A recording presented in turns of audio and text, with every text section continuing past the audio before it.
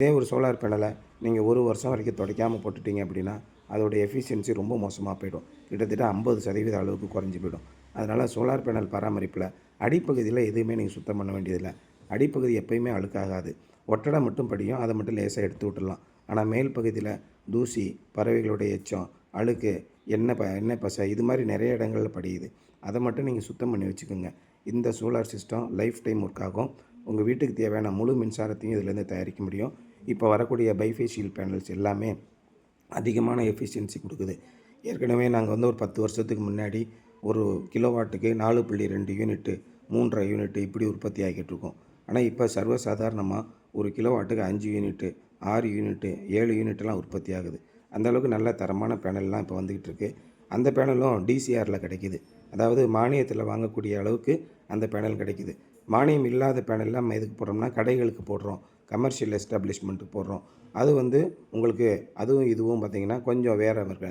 TCR certification வாங்கியிருப்பாங்க. இந்த டிசிஆருக்கு அது நான் டிசிஆர் டிசிஆர் சர்டிஃபிகேஷன் வாங்கியிருக்க மாட்டாங்க. அதனால் பார்த்திங்கன்னா அந்த பேனல் விலை கம்மியாக இருக்கும். டிசிஆர் பேனல் ஒரு 30% அதிகமாக இருக்கும்.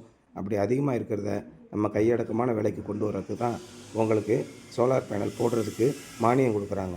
இப்படி மானியம் கொடுக்கறதுனால நடுத்தர வர்க்கத்தில் இருக்கக்கூடிய அத்தனை பேரும் சோலார் போட்டுக்கிட முடியும். சாதாரணமாக எல்லா வீடுகளுக்குமே ஒரு ஏசி 2 ஏசி இப்போ இருக்குது. ஒரு எலக்ட்ரிக் சார்ஜர் எலக்ட்ரிக் வெஹிக்கிள் இப்போ இருக்குது. அப்படி நம்ம பார்க்கும்போது 3000லேருந்து 5000 வரைக்கும் 2 மாதத்துக்கு இருக்க நம்ம பில்லு கட்ட வேண்டிய ஒரு கட்டாய நிலைக்கு வந்துடும்.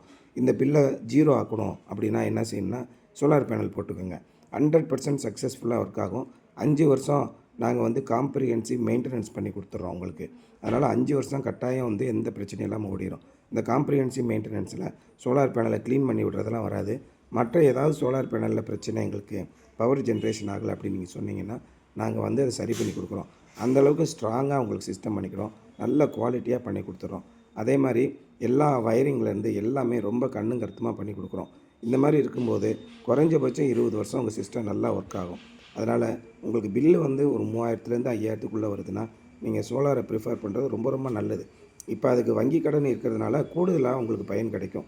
அதே மாதிரி சப்சிடியும் கிடைக்கிறதுனால நீங்கள் தாராளமாக இந்த காலத்தை பயன்படுத்திக்கிட்டு சோலார் பாட்டுக்கிறது நம்ம வீட்டுக்கு தேவையான மின்சாரத்தை நம்மளே உற்பத்தி பண்ணிக்கிறோம்.